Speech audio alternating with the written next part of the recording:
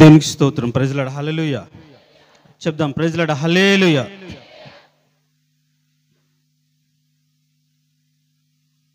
దేవుని యొక్క మహాకృపను బట్టి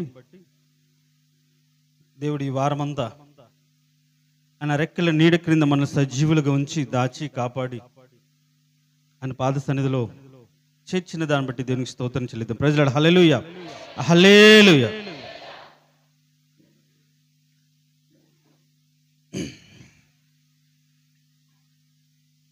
మంగళవారం బైబిల్ స్టడీ బదులు ఈరోజు బుధవారం రోజు ఒక ప్రత్యేకమైన ప్రార్థనా కూడిక. ఎందు నిమిత్తం అనేది ఇక్కడ ఎవరికైనా తెలియని వాళ్ళు ఎవరైనా ఉన్నారా? ఎవరు లేరు కదా? దీనికి స్తోత్రం హల్లెలూయా. ఈ ప్రార్థనా కూడికలో మరి మన ఆత్మీయ తండ్రి మన మధ్య నుంచి వెళ్ళిపోయి ఇప్పటికి 2 సంవత్సరాలు. నీతిమంతుని జ్ఞాపకం చేసుకునుట ఆశీర్వాదకరం అని అందుకోసమే రాయబడింది. కాకపోతే డబ్బున్న వాళ్ళు, ధనమున్న వాళ్ళు, వాళ్ళు వీళ్ళు వారి పేరున ఏదైనా సరే బ్రతుకున్నప్పుడు సరిగా చూడని వాళ్ళు, చనిపోయాక వాళ్ళ పేరు మీద భోజనాలు పెట్టి అబ్బా ఎంత ప్రేమ ఉందో అనిపించుకోవడానికి కొన్ని జ్ఞాపకార్థ కూడికలు పెట్టుకుంటూ ఉంటారు. అయితే దైవదాసుడు బ్రతికున్న రోజుల్లోనే నేను చనిపోతే ఎలాంటి జ్ఞాపకార్థ కూడిక పెట్టుకోవద్దు అని చెప్పారు. పదే పదే పదే పదే పదే పదే ఎన్నోసార్లు చెప్పాడు. మరి ఏంటయ్యా ఆయన మాట ధిక్కరించి ఈరోజు కూడికిని పెట్టావా అంటే ధిక్కరించి పెట్టలేదు. కేవలం సంవత్సరంలో ఒకసారైనా సరే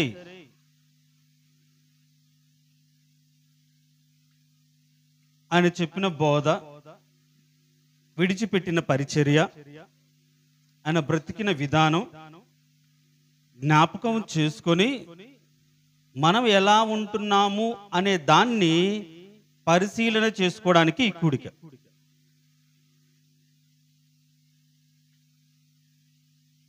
మనం ఎలా ఉన్నాము? పోయినసారి ఆ రోజు మంగళవారం వచ్చింది. మంగళవారం వచ్చినప్పుడు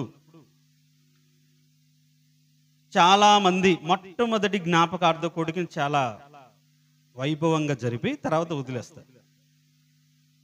తర్వాత చిన్న చిన్నగా వాళ్ళ కుటుంబాల వరకు కూడుకోవాలో అట్లా చేస్తారు. అయితే పోయినసారి జ్ఞాపకార్థ కూడిక కాదు, కానీ ఆ రోజు కూడా మంగళవారం వచ్చింది.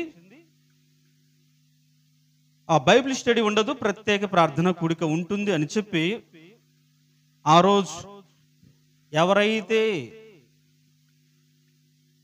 ఆయన ఆదరణ కూడికలో మాట్లాడలేకపోయారో, సంఘంలో ఉన్న వాళ్ళు ఎవరు మాట్లాడలేకపోయారు. ఆయనతో ఉన్న ఒక అనుబంధం, ఆయన చూపిన ప్రేమ, ఆయన నడిపించిన విధానాన్ని ఆదరణ కూడికలు ఎవరు మాట్లాడలేకపోయారు. అప్పటికే 3 అయింది, భోజనాలు తినేటప్పటికే 3:30. కాబట్టి పోయినసారి సంఘంలో ఉన్నవారికి ఒక అవకాశం ఇచ్చాం. ఆయనతో ఉన్న అనుబంధం, ఆయన చూపిన ప్రేమ ఒకసారి జ్ఞాపకం చేసుకొని ఆ బంధాన్ని జ్ఞాపకం చేసుకొని వెళ్ళడానికి. వాస్తవానికి ఆదరణ కూడిక ఎందుకు చేస్తారు అంటే ఆ వ్యక్తితో ఉన్న సంబంధం కుటుంబంలో అందరికీ తెలియదు, అందరికీ తెలిసి ఉండదు. కాబట్టి ఆదరణ కూడికలు అవకాశం ఇచ్చిన వరకు వారితో ఉన్న వ్యక్తిగత సంబంధాన్ని బట్టి కుటుంబంతో పరిచయమై, ఓహో మా నాన్నకు, మా అమ్మకు, మా అక్కకు వీరితో ఇలాంటి సంబంధం ఉంది, ఇంత బాండింగ్ ఉంది అని తర్వాత రోజుల్లో ఒక బంధాన్ని ఏర్పరచుకోవడానికి మాత్రమే ఆదరణ కూడిక.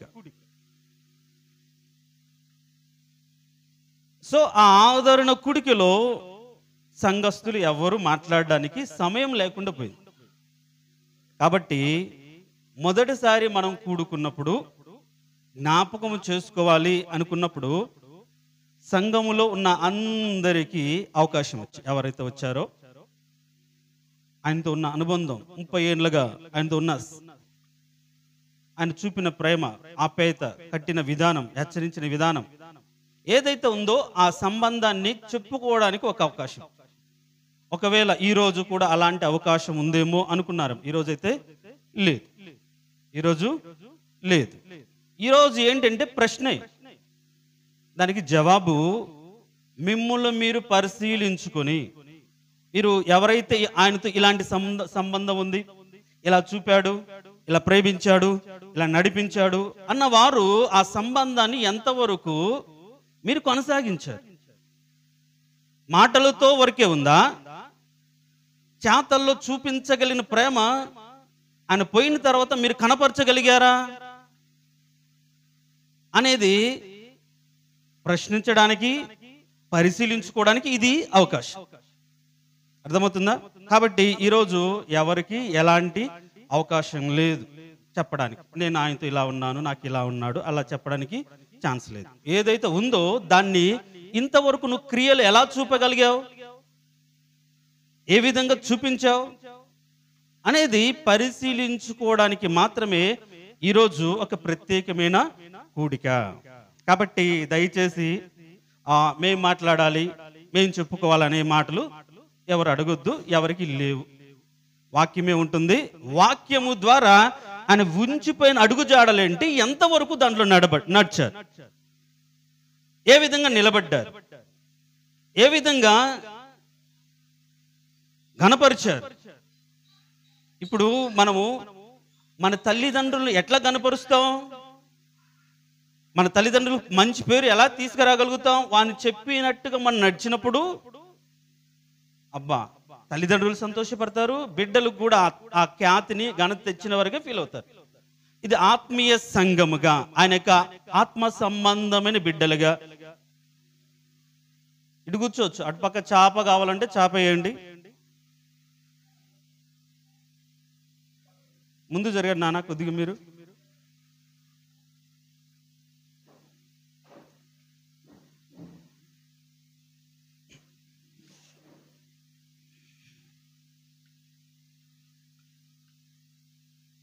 దేవునికి స్తోత్రం. ప్రైజ్ హల్లెలూయా. ఫ్రీగా కూర్చోండి, ఇంకా అటు ఇటు సర్దుకోవడాలు ఇంకేముండకూడదు, వినాలి. ఏం చెప్తున్నాను?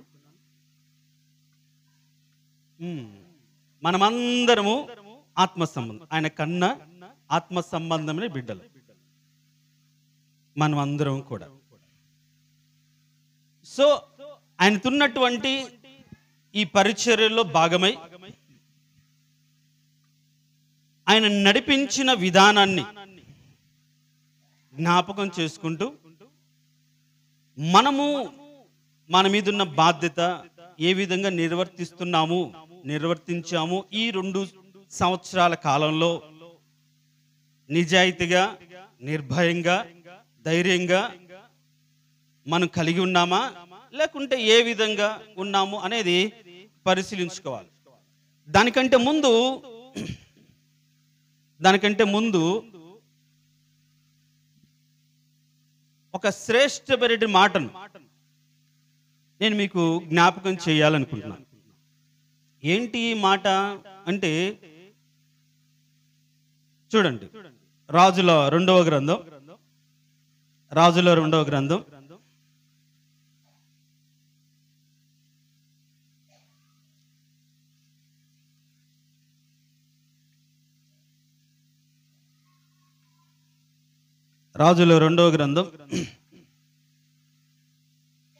2వ అధ్యాయం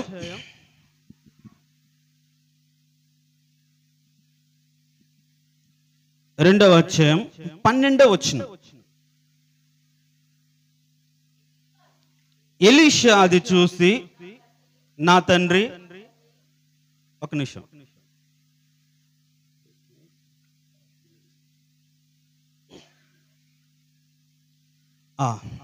మరొకసారి చదువుదాం. ఎలీషా అది చూసి, నా తండ్రి, ఇశ్రాయేలు వారికి రథమును రౌతును నీవే అని కేకలు వేసెను. దేవునికి స్తోత్రం. హల్లెలూయా. ఒక చిన్న ప్రార్థన చేసుకుని తలలో ఉంచుతారా? తలలు వంచు. తలలు వంచిన వారు చెప్పబడుతున్న మాట యోగ్యమైన మంచి మనసుతో అంగీకరించి లోబడగలిగిన మంచి శ్రేష్టమైన తలంపులతో నింపబడి వాక్యం వినున్నట్లుగా నన్ను సిద్ధం చేయి ప్రభు అని మనస్ఫూర్తిగా ప్రార్థన చేద్దాం. మహోన్నతుడా, సర్వాధికారి, జీవం కలిగిన తండ్రి, నీ పరిశుద్ధమైన దివ్యగణ నామను బట్టి నీకు వేలాది వందనాలు, స్తుతులు, స్తోత్రాలు చెల్లిస్తున్నాం. నీ యొక్క మహాకృప కనికరమును బట్టి, దయను బట్టి నిజంగా నాయన నీ దాసుడు మా మధ్యలో ఉండి ఒక శ్రేష్టమైనటువంటి పరిచర్య జరిగించి తన దినములు సంపూర్ణమైనప్పుడు అయా ప్రభువా తన ఇంటికి వెళ్ళినట్లుగా మీరు సిద్ధపరిచిన శ్రేష్టమైనటువంటి పరలోకములో తను నివాసం ఉండుటకు మీరు తీసుకుని వెళ్ళిన ఈ దినమున మమ్మల్ని మేము పరిశీలించుకోవడానికి మాత్రమే ఆయన ఉంచిపోయిన జ్ఞాపకాలు, నడిపించిన విధానం, వాటిని మేము జ్ఞాపకం చేసుకుని పరిశీలించుకోవడానికి మమ్మల్ని మీరు సమకూర్చుకున్నందుకు నీకు స్తోత్రం. ఈ వాక్యము ద్వారా మాతో మాట్లాడి సంఘము క్షేమాభివృద్ధి పొందినట్లుగా ఆత్మ సంబంధమైనటువంటి మాటలు మీరు మాతో మాట్లాడి మేము నడుచుకొనుచున్న విధానాన్ని హెచ్చరించి మమ్మల్ని బలపరిచి నీ మార్గములు స్థిరపరచమని, నిలబడి నన్ను జ్ఞాపకం చేసుకుని బలపరచమని యేసయ్య అతి శ్రేష్టమైన దివ్యగణ నామమును అడిగి వేడుకుంటున్నాము తండ్రి. ఆమేన్. దేవునికి స్తోత్రం. హల్లెలూయా చెప్దాం. హల్లెలూయా. ఇక్కడ గురు శిష్యుల మధ్యన ఒక సంబంధాన్ని చాలా స్పష్టంగా మనకు తెలుసు. ఏలియా రోషం కలిగినటువంటి పరిచర్య ఆయన చేశాడు. అందరూ బయలుదేవతకు భయపడి, ఆహాబు రాజుకు భయపడి, యెజెబెలుకు భయపడి, ఏదో ఒక జీవితంలో లోకంలో బ్రతికినంతకాలం ఎలాగోలా బ్రతకాలి కదా, ఏదో ఒక దేవుడులే అన్నట్టుగా దేవుడు కాని దేవతలను పూజిస్తూ తమ్మును తామే భ్రష్టత్వానికి అప్పజెప్పుకొని లోకములో మనుషుల యొక్క విధానం చొప్పున భయం కొలది బ్రతుకుతూ ఉన్నప్పుడు ఏలియా హఠాత్తుగా వచ్చి దేవుడే, యెహోవాయే నిజమైన దేవుడు అని వాళ్ళ మధ్య నిరూపించి వాళ్ళ జీవితాల్లో రెండు రకాల తలంపుల మధ్య ఉన్నటువంటి వాళ్ళ బ్రతుకుల్లో యెహోవాయే దేవుడు అని నిరూపించి వారి కోసం ప్రయాసపడి ప్రార్థన చేసి కరువు తీర వర్షం పడినట్లుగా ప్రయాసపడి ప్రార్థన చేసి వాళ్ళ జీవితాల్లో దేవుడే, యేసుక్రీస్తే నిజమైన దేవుడని అనేకమైన క్రియలు జరిగించినటువంటి ఒక రోషం కలిగినటువంటి ప్రవక్త ఏలియా. అయితే ఆయనకు చివరి దినాల్లో జరిగిన ఈ సంఘటనను కానీ మనం గమనించగలిగినట్లయితే చివరి దినాల్లో ఇప్పుడు ఆయన కొనిపోబడుతున్నాడని ఆయనకు తెలుసు. కొనిపోబడుతున్నాడని ఆయనకు తెలుసు. ఇప్పుడు కొనిపోబడుతున్నాడని తెలిసినప్పుడు ఎలీషా ఎంటబడ్డాడు. గిల్గాలుకు వెళ్తే గిల్గాలుకు, బేతేలుకి వెళ్తే బేతేలుకు, ఎరుకోకి వెళ్తే ఎరుకోకు, యోర్దానికి వెళ్తే యోర్దానికి, ప్రతి ప్రదేశానికి వెంటబడ్డాడు. ఇప్పుడు వెంటబడిన ప్రతి చోట కూడా మీరు కానీ గమనిస్తే అక్కడ బేతేలులో ప్రవక్తలలో ఉన్న శిష్యు, అంటే అప్పటికి ఏలియా కాకుండా ఎంతో మంది ప్రవక్తలు ఉన్నారు. మీకు డౌట్గా ఉన్నట్టుంది. మీరు కానీ ఆ రాజుల 2వ గ్రంథం ఒకసారి చూడండి. 2వ అధ్యాయం, రాజుల 2వ గ్రంథం 2వ అధ్యాయం 3వ వచనం. బేతేలులో ఉన్న ప్రవక్తల శిష్యులు ఎలీషా యొద్దకు వచ్చి, తర్వాత 5వ వచనం, యెరికోలో ఉన్న ప్రవక్తల శిష్యులు ఆయన యొద్దకు వచ్చి, తర్వాత యోర్దాను దగ్గర అక్కడ కూడా ఆయన యుద్ధకు వచ్చినట్లుగా మనం చూస్తాం. అంటే ఆ రోజుల్లో ఏలియా ఒక్కడు మాత్రమే ప్రవక్త కాదు, చాలా మంది ప్రవక్తలు ఉన్నారు. అవునా కదా? ఇక్కడ వినాలి, ఇంకా నా మాటలు జాగ్రత్తగా వినండి. అందుకే అని అంటాడు యేసు, అంటే ప్రభు అంటాడు, నేను ఒక్కడినే రోషం కలిగి నీకోసం నిలబడ్డానంటే నువ్వే కాదు, బయలుకు మోకాలోనని 7,000 మంది ప్రవక్తలు ఉన్నాడని స్వయాన దేవుడే ఏలీతో అంటాడు. నువ్వు ఒక్కడివి అనుకుంటున్నావేమో, కాదు. బయలుకు మోకాలోననేటువంటి వారు 7,000 మంది ఉన్నారు. వీళ్ళందరూ కూడా దేవుని యొక్క ప్రవక్తలే. కానీ ఎవరు రోషం కలిగి పరిచర్య చేయలేదు. ఎవరు ఆహాబు రాజుకు ఎదురు నిలబడి బ్రతకలేదు. నేనంటాను, మన ఆత్మీయ తండ్రి లోక సంబంధంగా అలా జరిగిపోతున్నప్పుడు, దాదాపుగా ఆయన ఇక్కడికి ఖమ్మం వచ్చిన తర్వాత దాదాపు 2 నుంచి 3 సంవత్సరాలు వేరే చర్చిలో వాక్యం చెప్పాడు. 2 నుంచి 3 సంవత్సరాలు వాళ్ళకి ఆయనకు అర్థమైపోయింది, వాక్యం వీళ్ళు వింటున్నారు కానీ మారరు, మార్చుకోరు, లోకం కావాలి, పదవులు కావాలి, వ్యామోహం ఉంది, ఇది కాదు. దేవుని ఎదుట ఒక వ్యక్తి నిలబెట్టాలి అంటే నాకు దేవుడు ఇచ్చిన ప్రత్యక్షతను బట్టి నిలబెట్టగలిగినటువంటి సంఘం ఉండాలి అని వారి మధ్యలో, ఒకవేళ ఆయన సరే నేనే ఉంటానంటే ఈరోజు ఆయన అక్కడ ఒక ఉన్నతమైన స్థానంలో ఉండుండేవాడేమో, కానీ ఇది నచ్చలేదు, ఇది కాదనుకున్నాడు. ఇది కాదు పద్ధతి. లోక సంబంధమైన వ్యామోహాలను బట్టి, పదవిని బట్టి కాదు పరిచర్య. ఆత్మల రక్షణ, ఆత్మల సంపాదన ఏ విధంగానే సరే, ఏ దేవుడు ప్రత్యక్షమైనప్పుడు వారి ఎదుట వారిని నిర్దోషులు నిలబెట్టాలి, నీతియుక్తమైన బోధ చేయాలి, పరిశుద్ధతలో వాళ్ళు నిలబెట్టాలి అని తన్ను తాను ఎన్ని ఆటంకాలు వచ్చినా, ఎన్ని సమస్యలు వచ్చినా, ఎంతమంది ఎదురు తిరిగినా, ఎన్ని అవంతరాలు వచ్చినా ఒక్కడే నిలబడి సంఘాన్ని నిలబెట్టుకున్నాడు. ఆయనతో పాటు బయటకు వచ్చిన వ్యక్తి కూడా నాకు తెలిసి ఒక 4 ఏండ్లేమో ఉన్నాడు. ఆయనతో పాటు బయటకు వచ్చిన వ్యక్తి 4 ఏండ్లు ఉన్నాడు. మరి ఆయన కూడా ఇంకా సంఘం మేమిద్దరం కదా, నాకు ప్రాధాన్యత లేదేంటి అనే ఫీలింగ్ ఎప్పుడైతే కలిగిందో ఆయన కూడా చిన్నగా మారిపోయాడు, వెళ్ళిపోయాడు. ఒక్కడే పరిచర్య చేశాడు, ఒక్కడే నిలబడ్డాడు. ఎవరు ఏమన్నా అనుకోని, ఎవరు ఎట్లానే తిట్టండి, వచ్చి ఎదురుగా ఉమ్ము వేసినా సరే ఆయన దులుపుకొని నా పద్ధతి నాదే, గొడవలకో ఇంకొకటికో పోలేదు. అంత దేవుని పట్ల దైవికమైన రోషం ఉంది తప్ప లోక సంబంధమైన రోషాన్ని వదిలిపెట్టి తనకున్న బంధు బలగాన్ని బట్టి సంఘాన్ని వేరు చేయలేదు, దాని నుంచి విడిపోలేదు, వారిని బట్టి తను బలపరచుకోలేదు. ఏ ఒక్కడు, అంతమంది అన్నదమ్ములు అక్క చెల్లున్న వారిని బట్టి కాకుండా తను నమ్మిన దేవుని బట్టి, తను పిలిచిన దేవుని బట్టి ఆయన వేరుపరచబడి దేవుడిచ్చిన సంకల్పాన్ని నెరవేర్చడానికి రోషం కలిగిన ఒక పరిచర్య మన మధ్యలో చేశాడు. దేవునికి స్తోత్రం, హల్లెలూయా శబ్దం, హల్లెలూయా. ఈ పరిచర్యలో ఎంతో మంది ఆయన దగ్గర తర్ఫీదు పొందిన వారు సేవకులుగా ఎక్కడెక్కడో స్థిరపరచబడ్డారు. ఆయనకు తోడుగా ఉంటాము అన్న వాళ్ళు మధ్యలోనే వెళ్ళిపోయారు.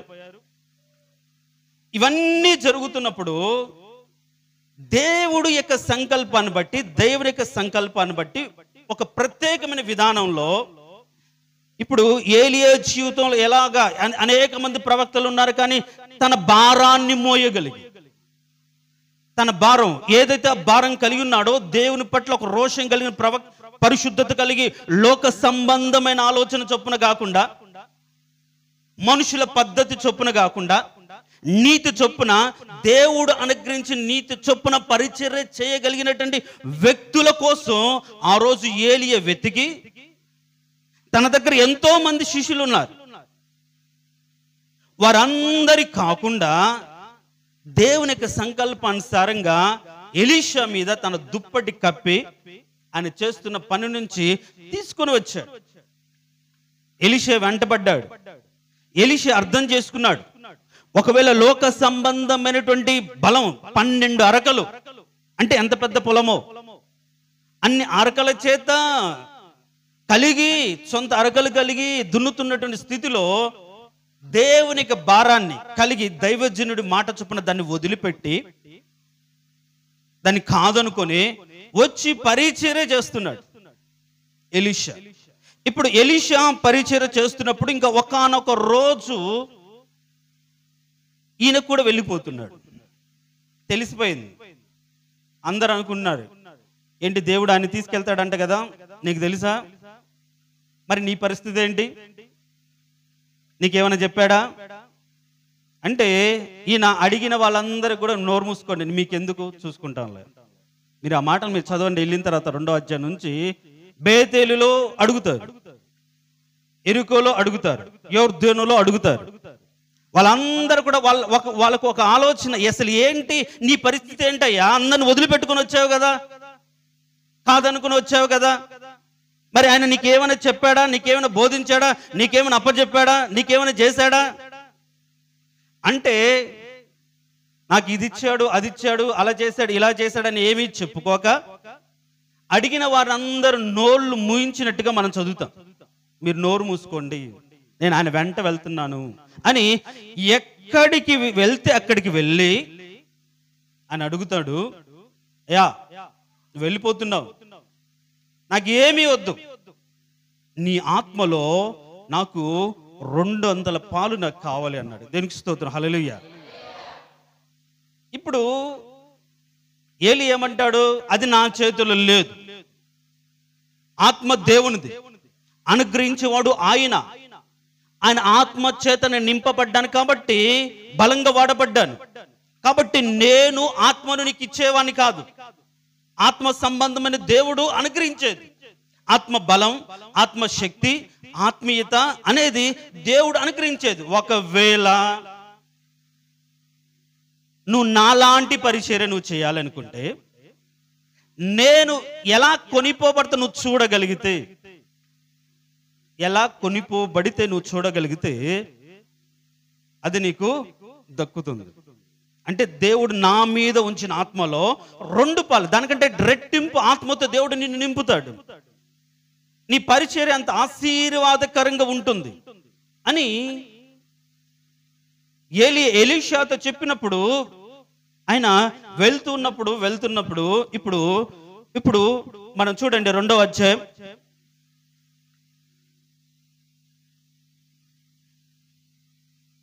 10వ వచనం. అందుకతడు, నీవు అడిగినది కష్టతరంగా ఉన్నది, అయితే నీ యొద్ద నుండి తీయబడినప్పుడు నేను నీకు కనబడిన ఎడలా ఆ ప్రకారము నీకు లభించును, కనబడని ఎడల అది కాకపోవనని చెప్పను. వారు ఇంకా వెళ్ళుచు మాట్లాడుచుండగా ఇదిగో అగ్నిరథము అగ్ని గుర్రములు కనబడి వారిద్దరిని వేరు చేసెను. దేవునికి స్తోత్రం, హల్లెలూయా. ఎలీషా చూశాడా లేదా ఎలా కొనిపోబడుతున్నాడు, ఏ విధంగా కొనిపోబడుతున్నాడో చూశాడా లేదా? ఎట్లా అంటే వారి ఇద్దరిని వేరుపరిచింది ఎవరు? దేవుని ఆత్మ పైన ఉంటుంది.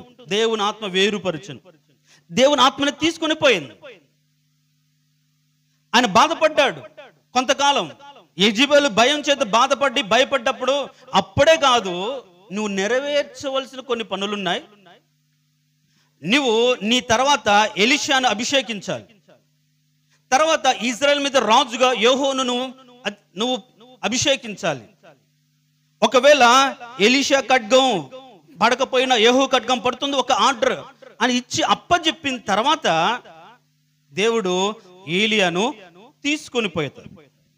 ఏలియాను దేవుడు తీసుకొని పోయినప్పుడు ఇప్పుడు ఆయన కనిపించినప్పుడు ఇక్కడ మీరు అర్థం చేసుకోవాలి ఒక పాయింట్. చూశాడు. ఇప్పుడు చూసినప్పుడు ఆయన ఎలా కొనిపోబడ్డాడు? అగ్ని రథముల చేత, అగ్ని గుర్రముల చేత కనబడ్డాడు. ఇప్పుడు నాకు కనిపించింది కాబట్టి ఆత్మశక్తి నాదే అని ఆయన ఫీల్ అవ్వలేదు. ఇప్పుడు ఎలీషా ఏమని అన్నాడు చూడండి. ఇప్పుడు ఆ మాట మనం చదువుకోవాలి. ఎలీషా ఏమన్నాడు అంటే, నా తండ్రి ఇశ్రాయేలు వారికి రథమును రౌతులను నీవే అని కేకలు వేసాను. దేవునికి స్తోత్రం, హల్లెలూయా. ఆ మాట చదివినప్పుడు మీకు ఏమర్థమైంటది? ఏలియాను గురించి ఆయన పలికిన మాట ఏంటి, ఎలీషా పలికిన మాట ఏంటి? ఒకవేళ మీరు గుర్తుందో లేదో, పాస్టర్ గారి యొక్క ఆదరణ కుడికిలో మున్నెక్కే వాళ్ళ చర్చి ఆయన పాస్టర్ గారు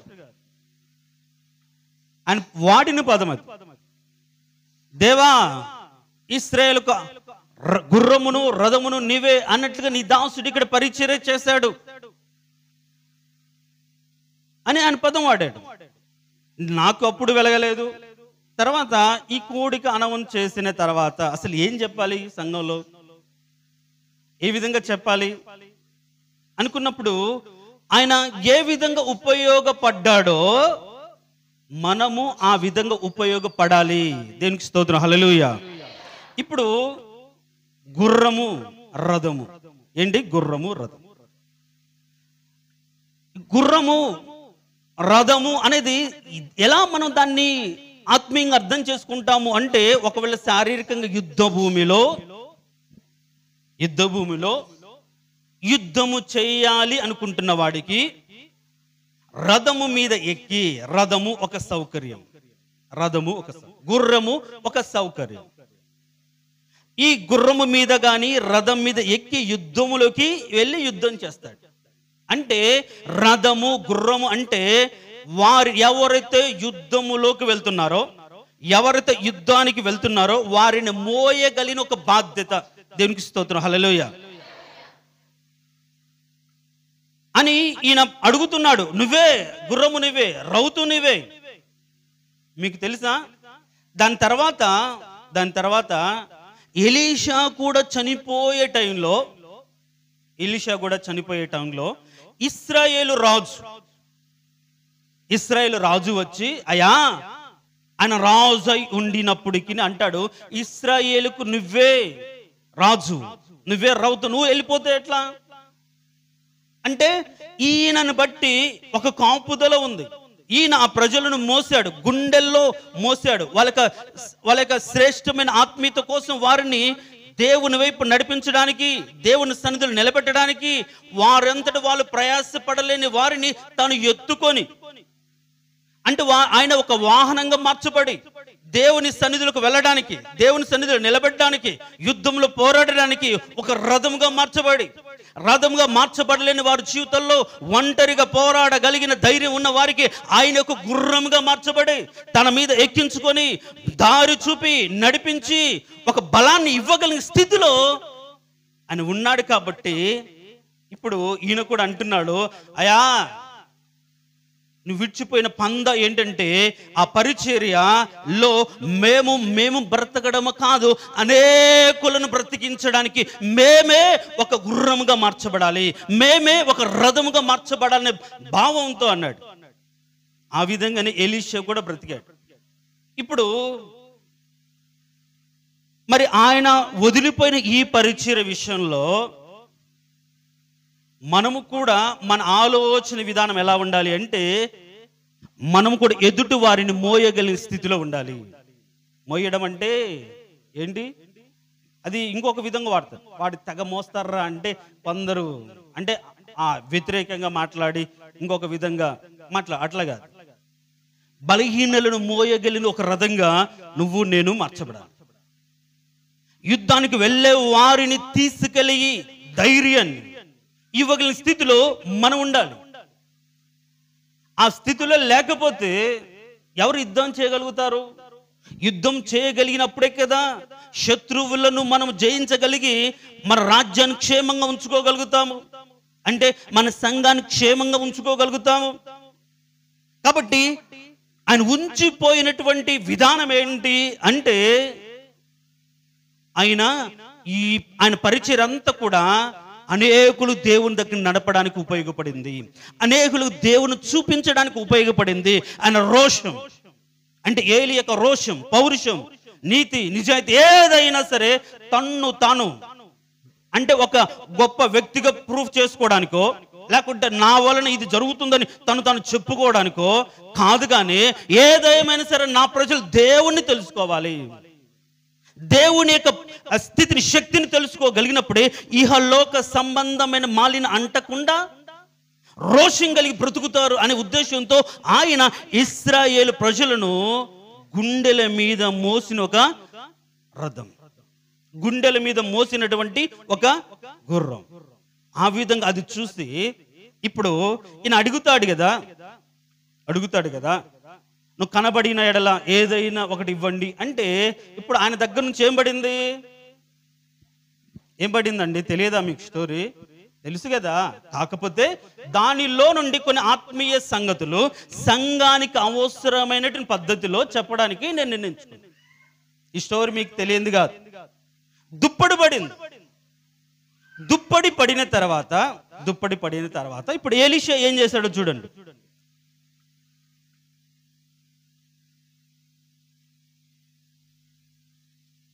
రాజుల 2వ గ్రంథం 2వ అధ్యాయం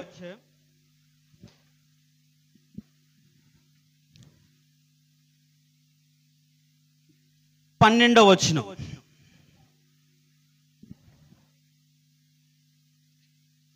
ఎలీషా అది చూసి, నా తండ్రి ఇశ్రాయేలు వారికి రథమును రౌతులు నీవే అని కేకలు వేసెను. అంతలో ఏలీయా అతనికి మరల కనబడకపోయెను. అప్పుడు ఎలీషా తన వస్త్రము పట్టుకొని దాన్ని 2 తునకలుగా చేసెను. మరియు ఏలియా దుప్పటి క్రింద పడగా అతడు దాన్ని తీసుకొని యోర్దాను ఒడ్డున నిలిచి. ఈ మాటను మనం కొద్దిగా మన సమకాలీన పరిస్థితులకు అర్థం చేసుకొని సంఘానికి అప్లై చేసుకోగలిగితే, ఇప్పుడు దుప్పటి ఎవరి మీద పడింది? ఇప్పుడు శిష్యులు ఎంతమంది ఉన్నారు అక్కడ? లేరా? ఎంతో మంది శిష్యులు ఉన్నారు. వారిలో ప్రత్యేకించబడిన ఏలియా మీదకు దుప్పటి పడింది. ఇప్పుడు ఎలీషా ఏం చేశాడు? తన యొక్క వస్త్రాన్ని చించి వేశాడు, తన యొక్క నడుకట్టును తీసివేశాడు. ఇప్పుడు ఏలి యొక్క దుప్పటి ధరించుకున్నాడు, తీసుకున్నాడు. ఏంటి దీనికి అర్థం అంటే, ఇప్పుడు ఏలియా స్థానంలో పరిచర్య చేస్తున్న ఎలీషా జీవితంలో తనకు సొంత ఆలోచన, సొంత పద్ధతి, తను సంపాదించుకున్నటువంటి వస్త్రం. ఎందుకంటే డబ్బున్నవాడు కాబట్టి వెలగల వస్త్రాన్ని ధరించి ఉండవచ్చు. 12 అరకల ఇడ్లు అంటే చాలా ఆసామి భూస్వామి అవ్వచ్చు. సో ఈ పరిచర్యలో, ఈ విషయంలో నా సొంత చిత్తము, నా ఉద్దేశము, నా తలంపులు, నా జ్ఞానము, నేను కనిపించే భక్తి, నేను ధరించుకున్న వస్త్రం అంటే అప్పటికి ఆయన శిష్యుడు అనిపించుకున్న స్థితిలో ఉన్న వ్యక్తి ఆ వస్త్రాన్ని చించివేసి, తీసివేసి, తునకలుగా చేసి, 2గా చీల్చివేసి, ఇక మీదట నేను బ్రతుకుతే నా వస్త్రముతో కాక ఏలియా దుప్పటి. ఇప్పుడు ఏలియా దుప్పటి అంటే ఏంటి? ఏలియా దుప్పటి అంటే అదొక సమర్పణ కలిగిన జీవితం. ఏలియా ఎలా ఉంటాడంటే అనేంటి? దుప్పటి కప్పుకున్న వ్యక్తి. మీరు అట్లా దుప్పటి కప్పుకున్న వాళ్ళు చాలా మంది ఉంటారు. సమయాలు అలాంటి వాడే. దుప్పటి అంటే ఆయన ధరించుకున్నటువంటి ఆత్మీయత, శక్తి, బలము, ప్రతిష్టత, ఇదంతా కూడా దుప్పటికి సాదృశ్యంగా ఉంది. నేనేం రాసుకున్నాను? ఏదో రాసుకుని ఉంటాను ఎక్కడో. ఓకే, ఇప్పుడు ఎలీషా తన దుప్పటిని, తన యొక్క నడికట్టును, తన వస్త్రమును అంటే ఇక్కడే రాసుకున్నాను, తన సొంత వస్త్రము లేకుంటే తన సొంత గుర్తింపును తీసివేసి అని రాసుకున్నాను. ఎవరు? ఎలీషా. అప్పటి వరకు గుర్తింపు ఉందిగా, అప్పటి వరకు ఒక గుర్తింపు ఉంది, ఒక పద్ధతి ఉంది, ఒక విధానంలో పెంచబడుతున్నాడు. అయినా ఆ వస్త్రాన్ని తీసివేసి ఏలియా ద్వారా అనుగ్రహించబడిన కింద పడిన దుప్పటిని ధరించుకొని, అంటే ఇప్పుడు ఆ దుప్పటి ధరించుకుంటే అందరూ ఏమనుకుంటారు? ఇది ఏలియా దుప్పటి అంటారు. అవునా కదా?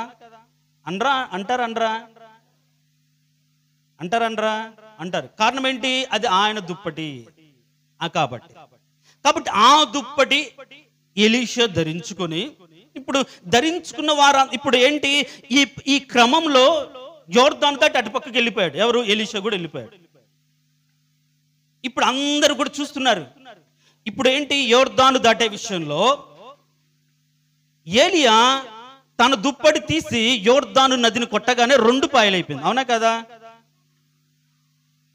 కదా? ఉందా లేదా? అంటే ఎలీషాను నడిపించేటప్పుడు ఏలియా తన దుప్పటి తీసి యోర్దానుతో కొట్టినప్పుడు 2 పాయలైనప్పుడు వీళ్ళిద్దరు అద్దరికి వెళ్ళారు. ఇప్పుడు యోర్దాను మామూలు అయిపోయింది. ఇప్పుడు ఏలి వెళ్ళిపోయాడు. ఇప్పుడు ఈయన ఇటు పక్కకు రావాలి కదా. ఇప్పుడు అందరికి కనిపెడుతున్నాడు. ఈయన తెగ వెంటబడి వెళ్ళాడు, యోర్దాను ఆయన కాబట్టి చీల్చాడు, ఇప్పుడు ఆయన వెళ్ళిపోయాడు. ఈయన పరిస్థితి ఏంటి? దుప్పడైతే తీసుకున్నాడు, అనుగ్రహించబడింది, కానీ ఈయన పరిస్థితి ఏంటి అన్నట్లు అసలు ఏం జరుగుతుంది? ఇటు పక్కకు రాగలుగుతాడా లేదా? ఈ సమస్యను తీర్చగలుగుతాడా లేదా? ఈ సమస్య నుంచి ఇటు పక్కకు వచ్చి ఆయన ఎవరి మీద తా సేవా భారం పెట్టిందో వారిని విడిపించగలుగుతాడా లేదా, నడిపించగలుగుతాడా లేదా అని అనేకులు యెరికో దగ్గరుండి యోర్దాను అటువైపు ఉన్నటువంటి ఎలీషాను కనిపెట్టు చూస్తా ఉన్నారు. కారణం ఏంటి? ఆయన వెంటబడి అటు పక్కకు పోయాడు. యోర్దాను ఆయన ఉన్నాడు కాబట్టి పాయలైపోయింది. ఇప్పుడు అటు పక్కకి వెళ్ళిన తర్వాత యోర్దాను మామూలు అయిపోయింది. మళ్ళీ ఇటు పక్కకు రావాలి కదా. ఇప్పుడు ఎక్కడుంది సంఘం? ఇటు పక్క ఉంది. శిష్యులు, గుడారాలు అంతా కూడా ఇటు పక్క ఉంది. ఇప్పుడు ఇటు పక్కకు రావాలి. ఇప్పుడు అక్కడ అందరు కనిపెట్టి చూస్తున్నారు, వస్తాడా రాడా, వెళ్ళాడు, అడిగాడు, ఏం పొందుకున్నాడు, ఏ విధంగా వస్తాడు, ఏ విధంగా తిరిగి వచ్చి కట్టుకోగలుగుతాడు అని ఎదురు చూస్తూ ఉన్నప్పుడు ఈయన తన సొంత శక్తిని బట్టి కాకుండా ఆ వస్త్రాన్ని తీసివేసి ఎలీషా ఇప్పుడు ఏలి యొక్క దుప్పటిని పట్టుకొని తిరిగి యోర్దాను దగ్గరికి వచ్చి, ఇప్పుడు చూడండి, యోర్దాను దగ్గరికి వచ్చి 12వ వచనం కింది భాగాన్ని, అప్పుడు ఎలీషా తన వస్త్రమును పట్టుకొని 2 తునకలుగా చేసెను, మరియు ఏలియా దుప్పటి క్రింద పడగా అతడు దాన్ని తీసుకొని యోర్దాను ఒడ్డునకు వచ్చి నిలిచి ఒంటి మీద నుండి కింద పడిన ఆ దుప్పటిని పట్టుకొని నీటి మీద కొట్టి ఏమంటున్నాడు? ఏలి యొక్క దేవుడిని యెహోవా ఎక్కడ ఉన్నాడనెను. అతడు ఆ దుప్పటితో నీటిని కొట్టగా అది ఇటు అటు విడిపోయినందున ఎలీషా అవతలి ఒడ్డునకు నడిచిపోయిన. దేవునికి స్తోత్రం. హల్లెలూయా చెప్దాం, హల్లెలూయా. చనిపోయిన రోజుల్లో సంఘం గురించి రకరకాల కామెంట్స్ వచ్చి, ఒక ఆయన పెద్ద మనిషి నన్ను పిలిచాడు, ఏంటి నీకేం చెప్పలేదంట కదా, ఏం అనలేదంట కదా, ఏంటి సంగతి అంటే, చెప్పేది లేదు, ఎప్పుడో అభిషేకించాడు, ఎప్పుడో సంఘస్థులు అందరూ కూడా తర్వాత ఎవరు అన్న ఆలోచనలు ఉన్నప్పుడు అందరికి చెప్పాడు, మీరు దాని గురించి ఆలోచించాల్సిన అవసరం లేదు అంటే ఆయన అంటాడు, నేను మీకు ఒక అవకాశం ఇస్తాను. ఒక చోట ఒక సంఘ కాపరి లేరు, కరోనా టైంలో చనిపోయారు, వాళ్ళు ఇబ్బంది పడుతున్నారు, నీకెందుకు ఈ తిప్పలు, ప్రశాంతంగా నువ్వు వెళ్ళొచ్చు అంటే, నేను అన్న మాట ఏంటంటే, ఇది ఇక్కడ రోషంతో చేసిన సేవ, ఇది లౌకిక సంబంధమైన ఆలోచనలు బట్టి ఒక ఆత్మ సంబంధంగా నిలబెట్టుకున్న వ్యక్తి ఆయన. చనిపోయేంత వరకు కుటుంబం ఏమవుతుందని ఏ రోజు ఆయన బాధపడలేదు. నా బిడ్డలు ఏమవుతారు, ఇంకా సెటిల్ కాలేదు, వారికి ఉద్యోగం రాలేదు, వీరికి ఉద్యోగం రాలేదు అని ఆయన ఏ నోట ఏ రోజు అనలేదు. తర్వాత సంఘం ఏంటి, సంఘం ఇంకా పరిస్థితి ఏంటి, సంఘస్థులు ఎంతవరకు నిలబడతారు, నేను లేను కదా, వెళ్ళిపోతారేమో, ఇంకొకరు మభ్య పెడతారేమో, ఇంకొకరు భయపెడతారేమో, లేకుంటే ఇంకొకరు లాక్కుంటారేమో అని రకరకాలైన ఆలోచనలు ఆయన మధ్యలో ఉన్నాయి. అలాంటి టైంలో కలిగింది, వెళ్ళిపోయాడు. కానీ ఈ దుప్పటి, ఈ సంఘ ఆయన చేత అనుగ్రహించబడినటువంటి ఆ క్రమము, ఆ యొక్క వస్తువు, లేకుంటే ఆ విధానము, ఆ ప్రతిష్టత ఏం చేస్తుంది, అనేకుల జీవితం ఈ యోర్దానులో ఆయన అటే మునిగిపోతాడులే అనుకున్న వారిని ఆ దుప్పటి ఏం చేస్తుంది, 2 పాయలు చేసి అటువైపు నిలబెట్టింది. దేవునికి స్తోత్రం, హల్లెలూయా. నా దగ్గరకు వచ్చి 2 పెద్దవాళ్ళు ఏమన్నారంటే, అయ్యా మేము 30 ఏండ్లుగా ఆయన దగ్గర ఉన్నాం, మమ్మల్ని వాళ్ళు వీళ్ళు ఇలా అంటున్నారు, నిన్ను బట్టి మాకు ధైర్యం ఉంది, నీవు ఎలాంటి ఆలోచన చేయొద్దు దయచేసి, మేము ఈరోజు ధైర్యంగా ఉన్నాము అంటే నువ్వే అని అంటే నేనేమన్నా అంటే నిలబడేది నేనైనా బలపరిచేది దేవుడే. కాబట్టి దేవుడు మనకు తోడుగా ఉండగా భయపడాల్సిన అవసరం లేదు. రోషం కలిగి పరిచర్య చేద్దాం. మనం ఒకప్పుడు వీళ్ళ బ్రతుకు ఏమవుతుంది, ఈ సంఘం ఏమవుతుంది అనుకున్న వాళ్ళే అబ్బా అని అనుకున్నట్టుగా మనం బ్రతుకుదాం అన్నట్లుగానే బ్రతికాం. తర్వాత ఆ సంవత్సరం ఈస్టర్కి వచ్చిన ఒక పెద్ద ఏమన్నాడంటే, నిజంగా మీరు నిలబెట్టుకున్నారు అంటే ఆయన అనుకున్నాడు, ఓహో తర్వాత ఉంటుందో ఉండదో, వెళ్ళిపోయిద్దేమో, ఇంకా చూద్దాం, మళ్ళీ వచ్చిన తర్వాత నిలబడితే అప్పుడు చూద్దాం అనుకున్న భ్రమలో ఉన్నాడేమో అని అన్నాడు. ఏంటంటే మొత్తం మీద మీరు నిలబెట్టుకున్నారు. దేవునికి స్తోత్రం, హల్లెలూయా. దేవుడు నిలబెట్టాడు. ఈ రోజుకి నేను చెప్పగలుగుతాను, దేవుడు నిలబెట్టాడు. ఆయన దుప్పటి కలిగినటువంటి మనము ఆ యోర్దాను చీల్చుకుని వచ్చిన తర్వాత ఇప్పుడు ఈ ఆ కనిపెడుతున్న ప్రవక్తల యొక్క మాటలు ఏంటి అంటే, చూడండి ప్రవక్తల మాటలు ఏంటంటే 2వ అధ్యాయం 15వ వచనం. యెరికో దగ్గర నుండి కనిపెట్టుచుండిన ప్రవక్తల శిష్యులు అతను చూసి ఇప్పుడు ఏమంటున్నారు, ఏలియా ఆత్మ ఎలీషా మీద నిలిచి ఉన్నదని చెప్పుకొని దేవునికి స్తోత్రం, హల్లెలూయా శబ్దం, హల్లెలూయా. ఇప్పుడు ఎలీషానే, కానీ ఎవరి ఆత్మ ఉంది? ఏలియా ఆత్మ. ఎలీషానే ఎవరి దుప్పటి ఉంది? మీ ముందు కూడా ఒకవేళ నేను ఎలీషా కూడా నా దుప్పటి ఆయనదే. ఇప్పుడు ఎక్కడికి వెళ్ళినా సరే మీరు ఏ చర్చి అంటే నేను గేట్ ఆఫ్ హెవెన్ మినిస్ట్రీస్ సంబంధించిన వ్యక్తిని. ఎందుకంటే 3 మండలాల పాస్టర్స్ నాకు తెలుసు. దాంట్లో కంబం మండలం పాస్టర్స్ కు అధ్యక్షుడిగా నేనున్నాను. అసలు ఎవరు ఏంటంటే మా ఆత్మీయ తండ్రి సిరివెల్ల జాన్ ప్రసాద్ రావు గారు. అవునా, ఆయన గొప్ప పరిచర్య చేసిన వ్యక్తి. ఆయన చనిపోయినప్పుడు చూసా, ఒక మహోన్నతమైన వ్యక్తికి వెంటబడినట్టుగా పొలం ఎంత జనం వచ్చారో అని. ఇప్పుడు ఒకవేళ నేను ఎక్కడికి వెళ్ళినా ఇది నాది నేను సంపాదించుకుంది. ఒకవేళ మీరు అందరూ ఉండొచ్చు, మా కాపర్ రవి అని చెప్పుకోవచ్చు, కానీ ఏ రోజు కూడా ఇది నాది అని నేను ఎక్కడ చెప్పుకోలేదు. మా ఆత్మీయ తండ్రి పాస్టర్ గారు సిరివెల్ల జాన్ ప్రసాద్ గారు, ఆయన ద్వారా అనుగ్రహించబడిన సంఘము ఈ కట్టడం కాదు, ఈ బిల్డింగ్ కాదు.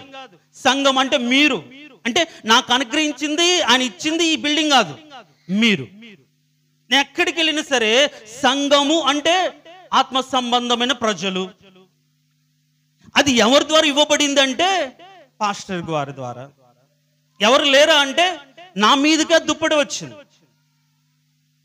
కాబట్టి ఇప్పుడు అనేకుల జీవితాలు నిజంగా ఇప్పుడు మీరు ఎక్కడికైనా వెళ్ళండి, మీరు ఎక్కడికైనా వెళ్ళి అడగండి, నా గురించి ఎంక్వైరీ చేయండి.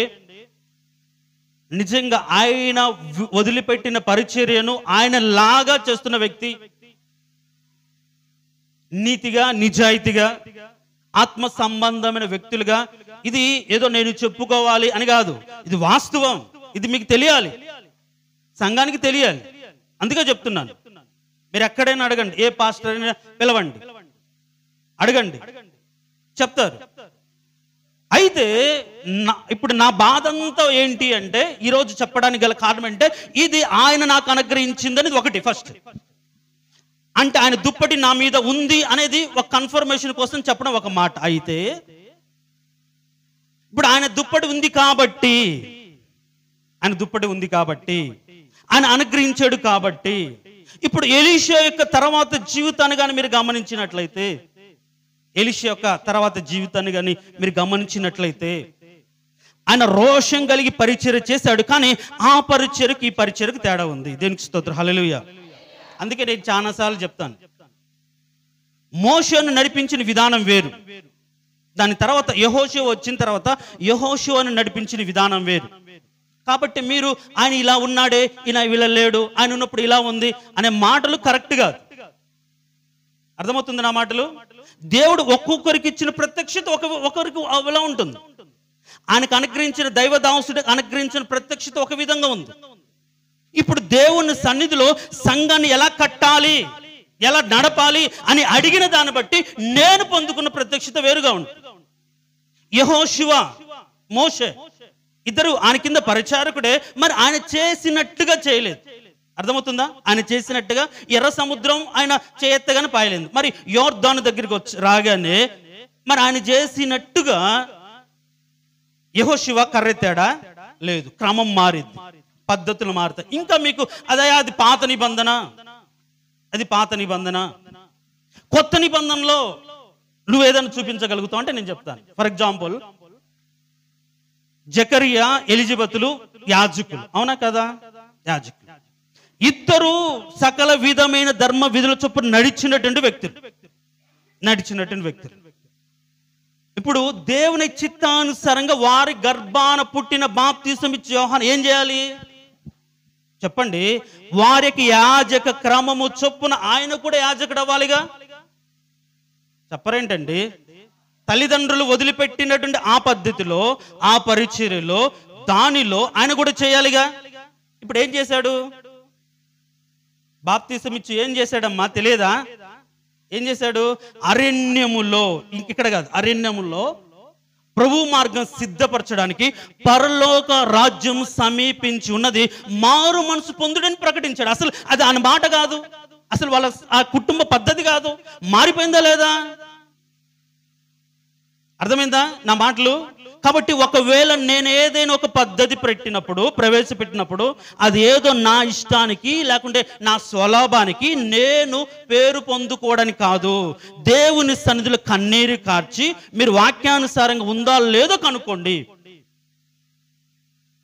అర్థమవుతుందా? పద్ధతులు మారుతాయి, మీరు అర్థం చేసుకుని లోబడాలి. ఇంకొకటి ఏమని చెప్తానంటే, సంఘము, కొత్త నిబంధన సంఘము, కొత్త నిబంధన సంఘము.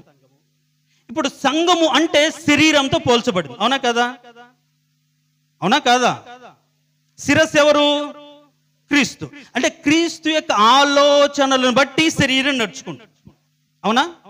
ఇప్పుడు శరీరంలో రకరకాలైన భాగాలు ఉన్నాయి, అవునా కదా? ఉన్నాయి లేవా? కాలు, ముక్కు, చెయ్యి, ఇవన్నీ కూడా. ఇప్పుడు ఈ శరీరానికి చేతికి ఒక ప్రత్యేకమైన అధికారం ఉంటుందా చెప్పండి? ఉంటుందా ఉండదా? దీనికి ఒక అధికారం ఉంటుందా అంటే ఉంటుందంటున్నారు. అంటే మనసు యొక్క చెప్పిన ఆలోచనను బట్టి, అంటే ఏంటి? తలలో ఉన్న క్రీస్తు చెప్పిన ఆలోచన బట్టి శరీరం అంతా నడుస్తుంది. ప్రతి దానికి కూడా అనేంటి, శరీరంలో ఉన్న ప్రతి అవయానికి కూడా ఒక ప్రత్యేక పద్ధతిని, అది బాధ్యతగా నిర్వర్తించడానికి పెట్టాడు. సంఘములో కూడా ఎవరికి అధికారాలు ఉండవు, కేవలం బాధ్యతలు మాత్రమే ఉంటాయి. అది అర్థం చేసుకోగలిగితే ఇది నా బాధ్యత అని చేయగలుగుతాయి. అర్థమవుతుంది నా మాటలు? లేదు ఇది మాకు ఇలా ఉండాలి, ఇలా లేదే, ఇలా చేయాలి, నా మాట వినలేదే, ఇలా అని. అందుకనే ఎవరిని అడిగాను అనుకోండి, నేను ఇలా చేద్దామంటే ఒక్కొక్కరు ఒక ఆలోచన చెప్తారు, వీళ్ళు ఇంకొక ఆలోచన చెప్తారు. ఒకవేళ ఈమె ఆలోచన చొప్పున నడిస్తే మా మాటలు ఎందుకు వింటారులేండి, వాళ్ళ ఆలోచన చెప్తారు. ఇవన్నీ వీళ్ళ మాటలు చొప్పున కాదు కదా సంఘం నడపాలి. దేవుని మాట చొప్పున వాక్యానుసారంగా క్రమము ఏంటో తెలుసుకొని దైవికమైన ఉద్దేశం కలిగి నడపడమే కదా. అందుకని మీరు కానీ లేవికాండం ఒకసారి చూడండి. లేవికాండము 10వ అధ్యాయం, లేవికాండం 10వ అధ్యాయం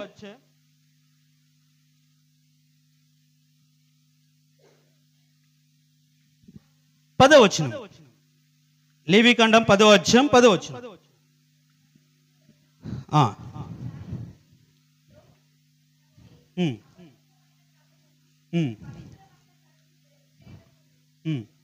చాలు. ఇప్పుడు లేవికాండము 10వ అధ్యాయం 10వ వచనం ఏముంది? మీరు అంటే అక్కడ యాజకులు, 10వ అధ్యాయం 10వ వచనం. యాజకులు ఏం చేయాలి? మీరు ప్రతిష్ఠింపబడిన దానిలో నుండి లౌకికమైన దానిని, అంటే లౌకికం అంటే ఏంటి చెప్పండి? ఏంది అంత తెలియకుండా అంత అమాయకమైన భక్తి చేస్తున్నారు ఏంటి? నేను ఏదో అనుకొని చెప్తే మాకు ఇది కాదని అంటానే మౌనంగా ఉంటే చాలు. ఆయనే క్వశ్చన్ ఆయనే చేస్తారు, ఆన్సర్ ఆయనే చెప్పుకుంటారని మౌనంగా ఉంటున్నారా? లౌకికం అంటే ఈ లోక సంబంధము. యేసుక్రీస్తు తన రక్తము ద్వారా ప్రతిష్ఠించుకున్న సంఘములోకి లౌకికమైన పద్ధతులు, ఆలోచనలు, ఆచరణలు బట్టి కాకుండా దేవుడు అనుగ్రహించినటువంటి, దేవుడు ఉంచిపోయిన అడుగు జాడల చొప్పున సంఘాన్ని నడిపించాలి. అందుకని అంటాడు, మీరు లౌకికమైన దానిని ప్రతిష్ఠింపబడిన దాని నుంచి వేరు చేయాలి. అలా వేరు చేసినప్పుడు దేవుడు వాళ్ళ ప్రజలైన బైబిల్లో రాయబడింది. అందుకనే చాలా చోట్ల ఏముంది? మీరు ఈ లోకము నుంచి, ఇక్కడ ఒక చోటేమో దేవుడు మనకు లౌకిక ఆత్మ ఇవ్వలేదు అని ఒక చోటు ఉంది, లౌకిక జ్ఞానం అనుసరింపకూడదని బైబిల్లో ఉంది. కానీ ఈరోజు మనం చేస్తున్న పరిచర్య ఏమిటి అంటే లోక సంబంధమైన ఆలోచన బట్టి కాకుండా ఆత్మ సంబంధమైన పరిచర్య చేయడానికి దేవుడు నాకు కృపనిచ్చాడు. దేవునికి స్తోత్రం, హల్లెలూయా. అందుకనే లోక సంబంధమైన పద్ధతులు, అలవాట్లు, ఆచారాలు ఒక్కొక్కటిగా కట్ చేస్తూ ఆత్మ సంబంధం బ్రతకాలి. ప్రాణం పోతుంది, పరిశుద్ధత కాపాడుకోవాలి, అంతే, దానికోసం బ్రతకాలి అన్నట్లుగా దేవుని సన్నిధిలో ప్రార్థించు పొందిన దాన్ని బట్టి చెప్తున్నాను. అంతేగాని దేవుని దగ్గరికి వస్తే ఆశీర్వాదాలు వస్తాయి, దీవెనలు వస్తాయి, అది సెకండరీ. ఆశీర్వాదాలు ఇస్తేనే దేవుడు కాదు కదా. ఆయన ఇవ్వకపోయినా సరే దేవుడు ఆయన తెలుసుకొని బ్రతకడమే విశ్వాస జీవితం. ఆయన ఏం కోరుకుంటున్నాడో అలా బ్రతకడమే జీవితం. కాబట్టి ఇప్పుడు పరిచర్య దుప్పటి ఆయనదైనప్పటికీ, ఆయన ద్వారా ఇవ్వబడినప్పటికీ నడిపించే విధానంలో, నూతన విధానంలో కొత్త పద్ధతులు ఉంటుంది.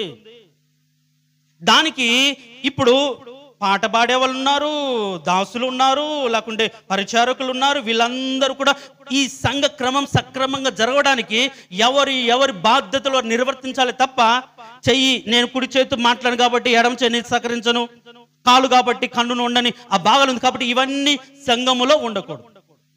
బాధ్యతలు మాత్రమే ఉండాలి. బాధ్యతలు మాత్రమే. నీకు ఒక పని చెప్తే ప్రశ్నించకుండా బాధ్యత కలిగి పని చేయగలిగినప్పుడే శరీరం అభివృద్ధి పొందుతుంది, శరీరం బలపరచబడుతుంది.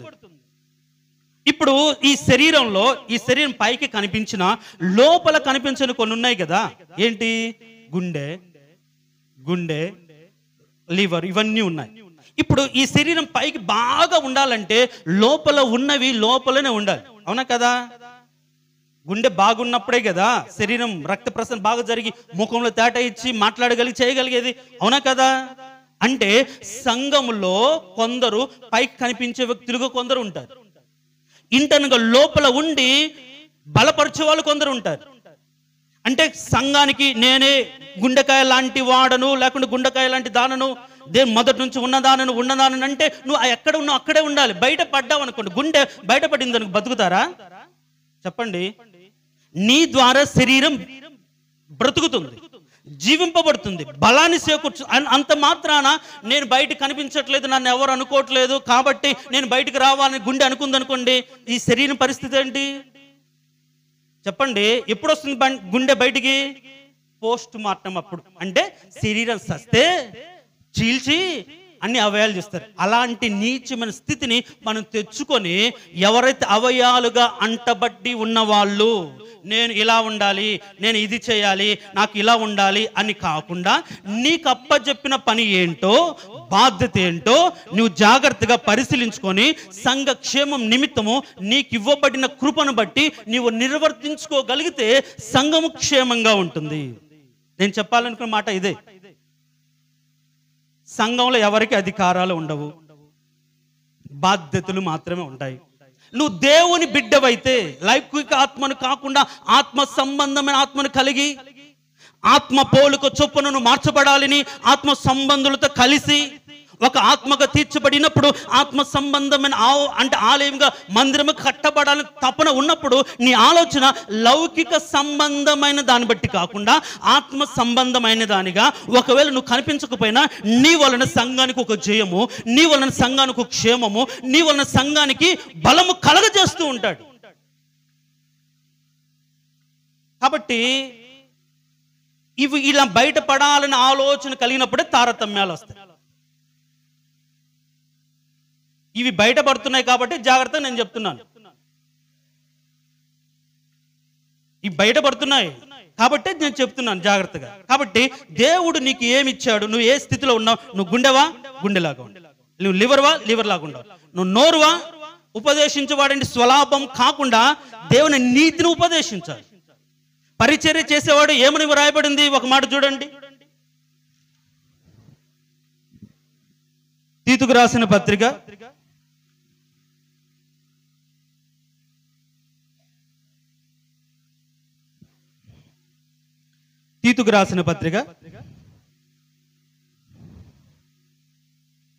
2వ అధ్యాయం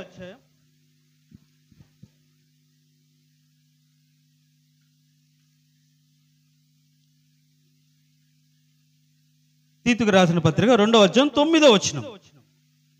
9 నేను చదువుతాను చూడండి. దాసులైన వారు అన్ని విషయముల యందు తమ రక్షకుడకు దేవుని ఉపదేశం అలంకరించున్నట్లు తమ యజమానులకు ఎదురు మాట చెప్పక ఏమియు అపహరింపక పూర్ణమైన మంచి నమ్మకమునకు కనపరుచుచు అన్ని కార్యముల యందు వారిని అంటే యజమాను సంతోషపెట్టుచు వారికి లోబడి ఉండవలనని వారిని హెచ్చరించుము అని రాయి. పరిచర్యలో ఉన్నవారు యజమానుడు. ఒకవేళ ఇంకా నేను చెప్పాలని చాలా టైం ఉంది, మనసులో చాలా వేదన ఉంది. ఇవన్నీ ఈరోజు అసలు మనం ఎలా ఉన్నాం, ఎలా కట్టబడుతున్నాం, లోబడిన తత్వంలో అంటే అంటే అపోస్తుల బోధలో దేవుడి అనుసరంగా ఉపదేశ క్రమంలో కట్టబడుతున్నామా, లేకుంటే ఆ సంఘం ఉంది వాళ్ళలో ఇలా ఉన్నాయి కాబట్టి అలా ఉండాలి, ఈ సంఘం ఉంది ఇక్కడ ఉంది ఇలా ఉండాలనే ఆలోచనలో కట్టబడుతున్నామా? అలా కాకుండా దేవుడే శిరస్సుగా ఉండి ఆయన ఆత్మ సంబంధం ఆలోచన చొప్పున మనమే ఒక మందిరంగా కట్టబడే బ్రతుకు మన జీవితంలో ఉందా?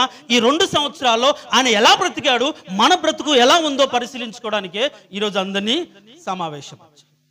దాసులైన వారు, పరిచర్య చేస్తున్న వారు దేవుని అలంకరించుకొని ఎవరైతే సంఘ యజమానిగా ఉన్నారో, కాపరిగా ఉన్నారో వారిని అన్ని విషయాల్లో సంతోషపరచుచు లోబడి ఉండాలి. ఏ విషయంలో అయినా సరే. అంత మాత్రం కాదు. ఇప్పుడు ఈ మాటలన్నీ నేను ఎందుకు చెప్తున్నాను అంటే చూడండి, టప టప టప కొన్ని మాటలు నేను చూపిస్తాను. అదే మూడో అధ్యాయంలో 10వ వచనం. 3వ అధ్యాయంలో 10వ వచనం. మతభేదములు కలిగించు మనుషునికి 1-2 మార్లు బుద్ధి చెప్పిన తర్వాత వానిని విసర్జించుము. అట్టివాడు మార్గము తప్పి తనకు తానే శిక్ష విధించుకుని వాడే పాపం చేయుచున్నాడని నీ వెరుగుదువు. అంటే భేదం పుట్టించి ఇలా కాదు కదా, అలా కాదు కదా, ఇలా ఇదేంటి, ఇలాంటి ఆలోచనలు కాదు అసలు ఏంటి అని దైవ దాసునికి మనసుని ఎరిగి బ్రతకగలిగిన స్థితిలో లేకుండా భేదాలు పుట్టించాలి అనుకుంటే వారిని విసర్జించు. వాళ్ళకి బుద్ధి చెప్పు. 1-2 సార్లు ఇలా కాదయ్య క్రమం, దేవుని ఎదుట నిలబడే స్థితి ఇది కాదు. మనం లౌకిక సంబంధమైన సంఘంగా ఉండలేదు. ఇక్కడ ఇవి అధికారాలు క్రమాలు ఇవి లేవు, అంత ఒకటే. ఎవరైనా అవయంగా ఉన్నారు, ఎవరు బాధ్యతలు చొప్పున వాళ్ళు బ్రతకాల్సిందే తప్ప అధికారాలు లేవు అని నిర్మమాటంగా చెప్పడానికే నేను చెప్తున్నాను.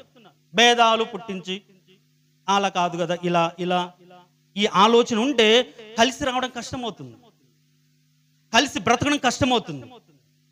దేవుని సన్నిధిని ఆత్మ సంబంధం, ఆత్మ కలిగించే ఐక్యత కూడా భంగమైపోతూ ఉంటుంది. ఎవరి ఆలోచన వాళ్ళది ఉంటే ఐక్యత ఎట్లా ఉంటుంది? దేవునికి జీవం అక్కడికి ఎలా వస్తుంది? క్షేమం ఎలా కలుగుతుంది సంఘానికి? అంత మాత్రమే కాదు. చూడండి, అదే తీతుకు రాసిన పత్రికలో 1వ అధ్యాయం 12వ వచనం.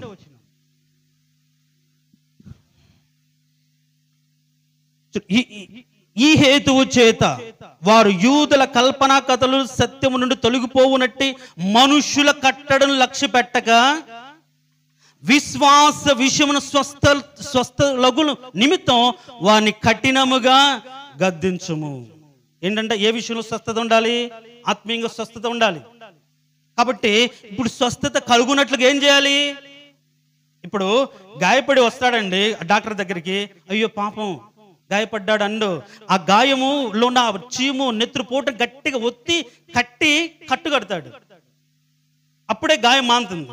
అయ్యో పాపం అట్లా వదిలేశాడు అనుకోండి, 4 రోజులు కాలు పోయింది, 4 రోజులకు పోతుంది. అలా పోకూడదు అనే ఉద్దేశంతో కఠినంగానే బాధతోనే ఇలా కాదు, సంఘాన్ని కట్టుకునే క్రమం ఇది కాదు, ఎవరైనా సరే ఒక క్రమానికి లోబడి బ్రతకవలసిందే, ఇక్కడ ఎలాంటి అధికారాలు ఎవరికి చెప్పింది వినవలసిందే అని చెప్తూ, ఒకవేళ అలా భేదాభిప్రాయాలు కలగజేసే వాళ్ళు, మనసులు ఇంకొక విధంగా ఉండి బ్రతికే వాళ్ళు, తలంపులు కలిగిన వాళ్ళు, వాళ్ళ విషయంలో ఏమని చెప్తుంది బైబిల్, ఏమని ఉపదేశిస్తుంది బైబిల్, ఆ మాటలు నేను చెప్తే బాగుండదు, వాక్యానుసారంగానే కనపరచాలనే ఉద్దేశంతోనే ఇవన్నీ కూడా నేను చెప్తాను. సరే ఇలా ఉంది. సో సంఘాన్ని కట్టుకునే విషయంలో ఇప్పుడు నా ఆలోచన ఏంటంటే దేవుని చిత్తానుసారంగా ఉపదేశానుసారంగా సంఘాన్ని కట్టాలి అనే ఆలోచన. సంఘాన్ని అంటే ఈ బిల్డింగ్లు కాదు, పైన ఇంకొక స్లాబ్ వేయడం కాదు. మిమ్మల్ని క్రీస్తు ఎదుట దేవుడు ప్రత్యక్షమైనప్పుడు నీకు చెప్పలేదా ఆయన? ఎందుకు ఏం చెప్పాడు?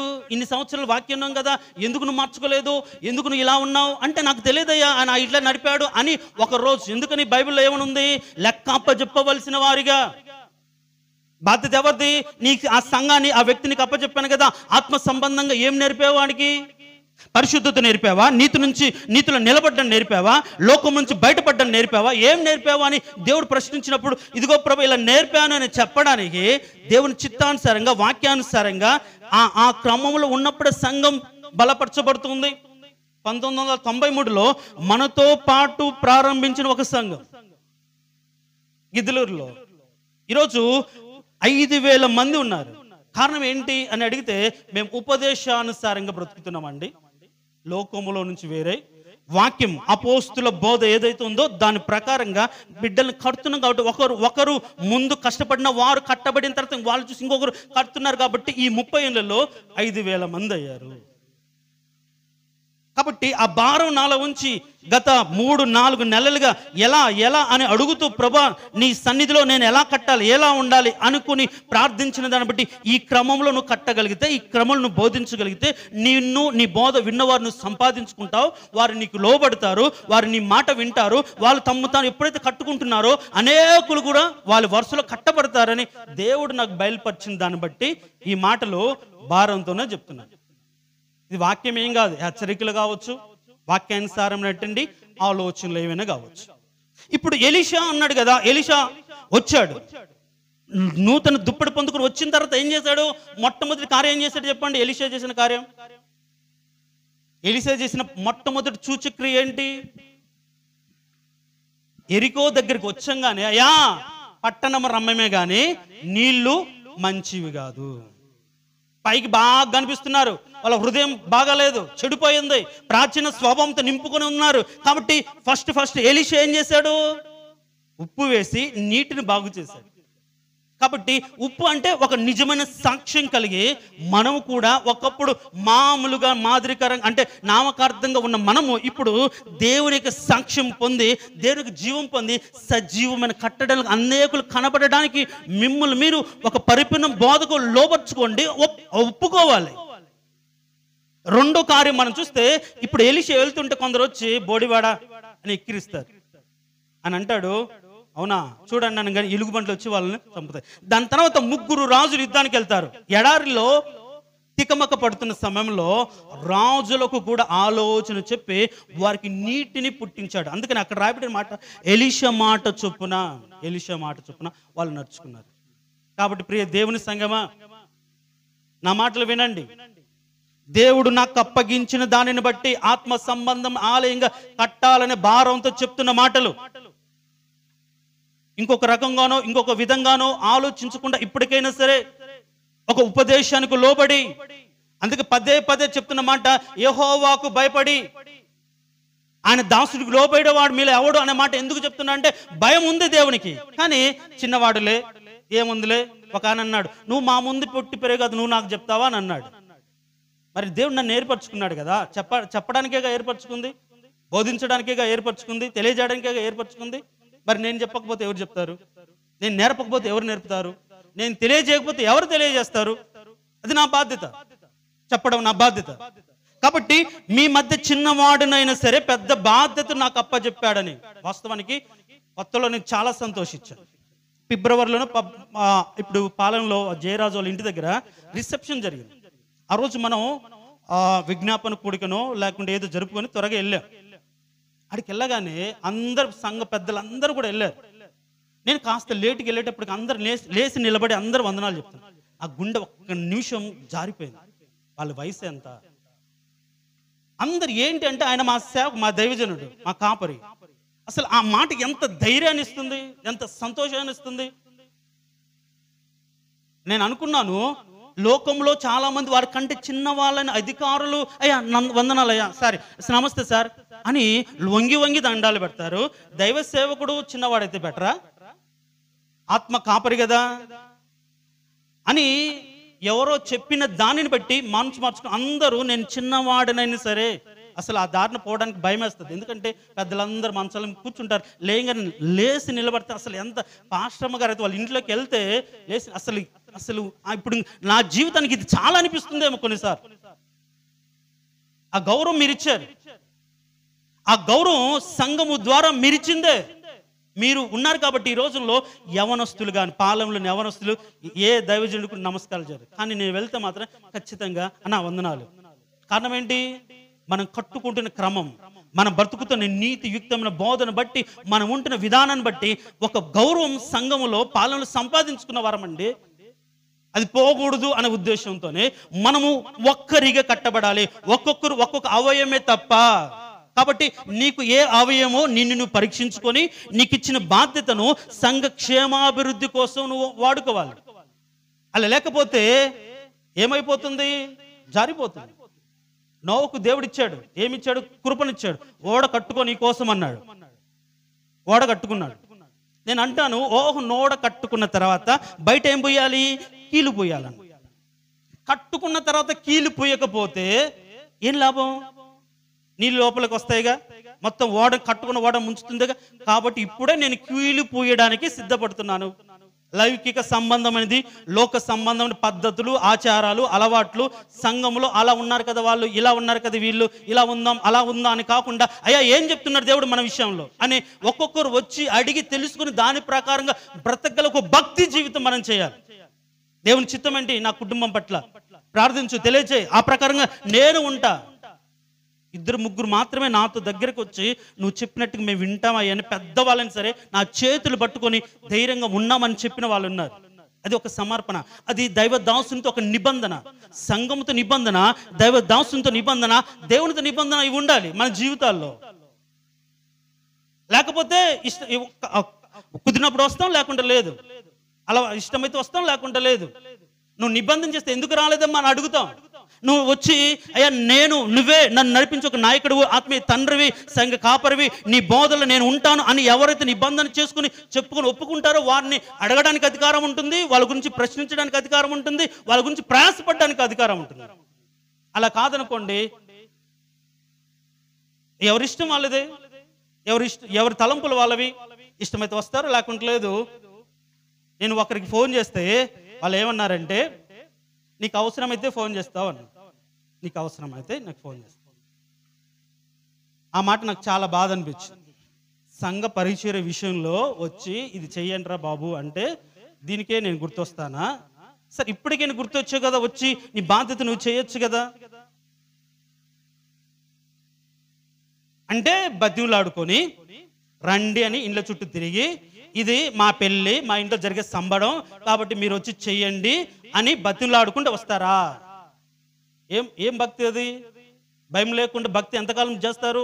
కరెక్ట్గా నువ్వు భయపడితే, నువ్వు భయం హృదయంలో ఉంచుకుంటే, సంఘము దేవుని శరీరం, ఆ శరీరంలో ఒక భాగం నీవు. కాబట్టి భయంతో వణుకుతూ భక్తి చేయాలండి. అలవాటు ప్రకారంగా ఆచార ప్రకారం ఉన్న భక్తిని వదిలిపెడతాం, ఒక నిబంధనలోకి వద్దాం. ఇప్పటికైనా సరే మునిగిపోయింది లేదు, మించిపోయింది లేదు. ఆలోచన చేసుకుందాం, పరిశీలించుకుందాం. ఏ విధంగా ఎజ్రాతో వాళ్ళందరూ కలిసి అయ్యా మేము పాపాత్ములేము, అరే ఇజ్రాయెల్ ప్రజలు అవునయ్యా మేము అలా నడిచి, ఇలా కాదు, ఇది కరెక్ట్ కాదు, నువ్వు చెప్పినట్టుగా మేము వింటాం, మా బ్రతుకులో నెమ్మది వచ్చినట్టుగా మా కోసం నువ్వు ప్రయాసపడు, మా కోసం నువ్వు ప్రయాసపడు, నువ్వు చెప్పినట్టుగా. ఇది ఒక నిబంధన అండి. కొన్ని సంఘాలు ప్రజలతో చేసుకున్న నిబంధన. ఆ నిబంధన మీరు దైవ దాసునితో చేయకపోతే ఆయన నిబంధన ఫలం మీరు బ్రతుకులోకి రాదు. ఇది మీరు కొత్తగా అనుకోవచ్చు, ఏంది ఇలా చెప్తే, ఇది వాస్తవము, ఇది సంఘ క్రమము, ఉపదేశ క్రమము. కాబట్టి దీనిని మీరు అర్థం చేసుకొని ఏదైతే మన ముందు ఉంచిన దాన్ని మనమందరం శరీరముగా ఎవరికి అప్పచెప్పినటువంటి బాధ్యత కలిగిన పరిచర్యను దాన్ని కొనసాగిస్తూ సర్వం అంటే శరీరం అభివృద్ధి పొందినట్టుగా. ఇప్పుడు ఒక చెయ్యి అభివృద్ధి పొందదుగా శరీరంలో, దాన్ని ఏమంటారు?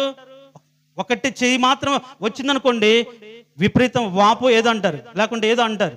ఏంది ఇది? పక్షపాతం కాదు, అసలు రక్త ప్రసరణ లేకపోతే ఉబ్బిందనుకోండి ఏదో అంటారు. బోధకాలు కాదు, అది వెటకారంగా ఉంటుంది, చాలా ఆలోచన పరంగా ఉంటుంది. చెయ్యి ఒక్కటే వాసింది అనుకోండి, చెయ్యి ఒక్కటే ఏదో అంటారు, అలా ఒక చెయ్యి వాయకూడదు, ఒక కాలు వాయకూడదు, కన్ను మాత్రం ఉండకూడదు. సంఘం అంటే అందరూ ఒక్కరు కాదు, ఇంక్లూడింగ్ విత్ పాస్టర్తో సహా కలిసిందే సంఘము. కాకపోతే ఆయన దేవుని చేత ఏర్పరచుకున్న వ్యక్తి కాబట్టి ఆయన ద్వారా సంఘానికి దేవుడు కొన్ని సూచనలు, కొన్ని అలవాట్లు, ఆలోచన చెప్తాడు కాబట్టి దాని ప్రకారంగా మనము కట్టుకోవాలి. కాబట్టి ఈ నా మాటలు మీరు జాగ్రత్తగా విన్నారని నేను నమ్ముతున్నాను. కాబట్టి రాబోయే రోజుల్లో మన సేవ విస్తరించబడి అనేకులు మాదిరికరమైన పరిచర్య ఇక్కడ నుంచి నడపాలంటే మనమందరం ఒక్క శరీరము అనే ఆలోచనతో ఎవరికి అప్పచెప్పిన బాధ్యతలు వారు సక్రమంగా నిర్వర్తించగలిగితే శరీర అభివృద్ధి పొందుతుంది, తర్వాత దేవునికి మహిమ కలుగుతుంది. అందుకనే తెస్సలోనిక సంఘంలాగా మన సంఘం కూడా అభివృద్ధి చెందునుగాక. మనము కూడా వాక్యానుసారంగా ఇక మీద బ్రతుకుతామని నిర్ణయించుకుందుము గాక.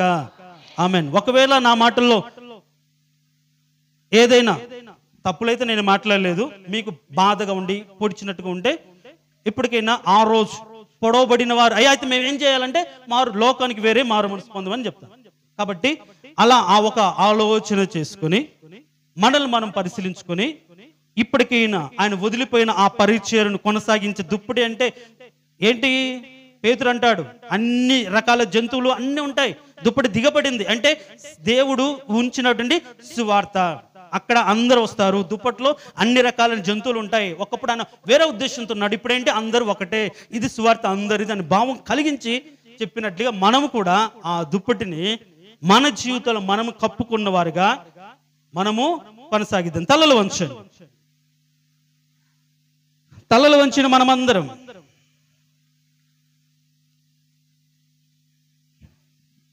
సంఘానికి నువ్వు ఏ విధంగా కట్టుబడి ఉన్నావు? దైవజనుడు వదిలే పరిచర్యలో నీ బాధ్యత ఏంటి? ఏ విధంగా ఇంతకాలం నువ్వు బ్రతికావు? ఎలాంటి ఆలోచన చొప్పున నువ్వు జీవించావు?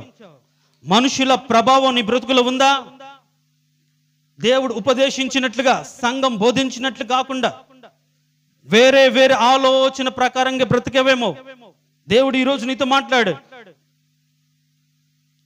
లౌకికమైన దాన్ని వేరు చేసి బ్రతకాలి, పరిశుద్ధంగా కట్టబడాలి. మీరు విశ్వసించి అతి పరిశుద్ధమైన దాని మీద మీరు కట్టబడినట్టుగా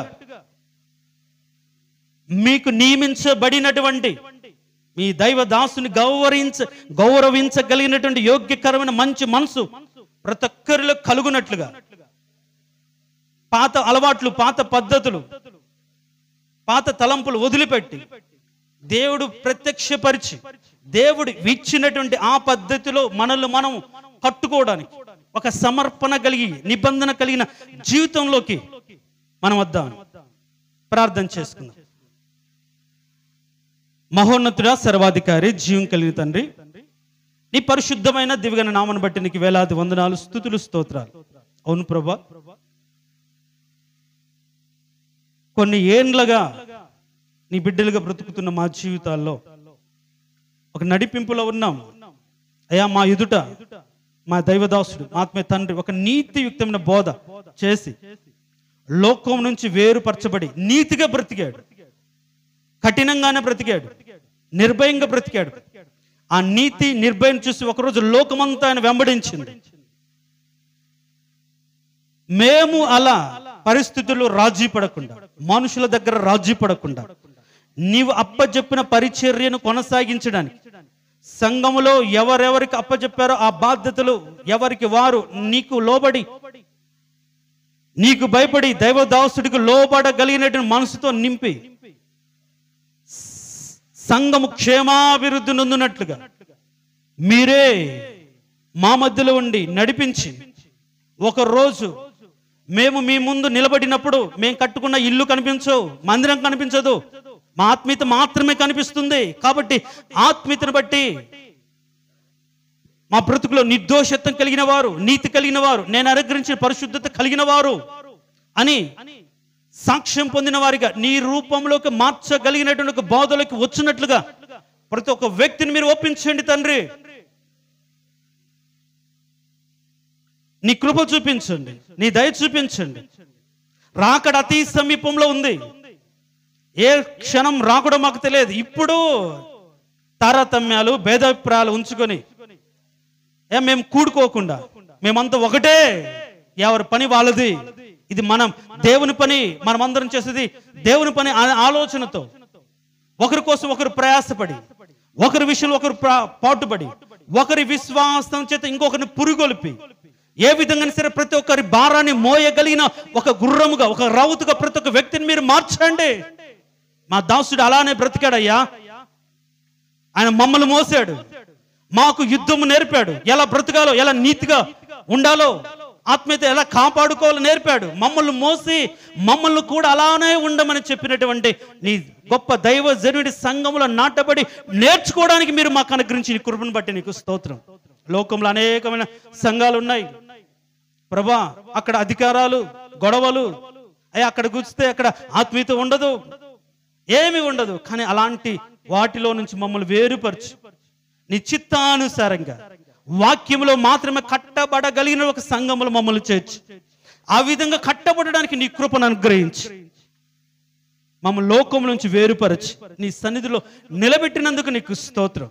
రాబోయే దినాల్లో ప్రభువా మేమందరం ఒకటే అనే భావంతో, ఒకటే అనే ఆలోచనతో మేము నిన్ను లోకంలో కనపరిచే విధంగా మా బ్రతుకును అయా ప్రభా ఉప్పు కలిగి సాక్ష్యం కలిగి బ్రతుకున్నట్లుగా నీ సన్నిధి మాకు తోడుగా ఉంచి మమ్మల్ని బలపరిచి, మమ్మల్ని స్థిరపరిచి, బల నమ్మకమైన దాసులు అనే ఒక సాక్ష్యం చెప్పగలిగినట్టు సంఘంగా మమ్మల్ని స్థిరపరిచి, వచ్చిన ప్రతి ఒక్క బిడ్డను మీరు దీవించి, అందరు ఉపదేశ క్రమానికి లోబడి సమర్పించుకొని భక్తి చేయనట్టుగా ప్రతి ఒక్కరి హృదయాన్ని తాకి బలపరచమని కోరుకుంటూ వాళ్ళ యొక్క అవసరతలన్నీ నీ నామములు తీర్చి నీకే మహిమ ఘనత ప్రభావములు కలిగించుకుందరని యేసయ్య అతి శ్రేష్టమైన దివ్యమైన నామమున అడిగి వేడుకుంటున్నాము తండ్రి, ఆమేన్. మన తండ్రి అయిన దేవుని యొక్క ప్రేమ, క్రీస్తు యొక్క కృప, పరిశుద్ధాత్మిక సహవాసం, సంఘ పక్షాన రథముగా ఉండి గుర్రముగా ఉండి అనేకుల భారాన్ని మోయగలిగిన బాధ్యత కలిగిన వ్యక్తులకు ఇప్పుడు ఎల్లప్పుడూ సదాకాలం తోడే ఉండి నడిపించునుగాక. ఆమేన్, ఆమేన్.